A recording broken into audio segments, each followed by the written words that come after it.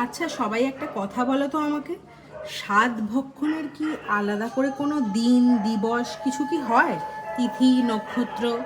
আমার কিন্তু সেটা মনে হয় না। হ্যাঁ, ট্র্যাডিশনালি বা রিচুয়ালি দেখতে গেলে সেটা আমিও হয়তো করব, বা সবাই আমরা তাই করি। কিন্তু এই যে আমার বর প্রত্যেক দিন আমার ইচ্ছেগুলো পূরণ করছে, আমার কি স্বাদ হচ্ছে খাওয়ার না খাওয়ার সেটা যে পূরণ করছে, এটা কি স্বাদ ভক্ষণের থেকে কিছু কম অংশে? আমার তো তাই মনে হয় না।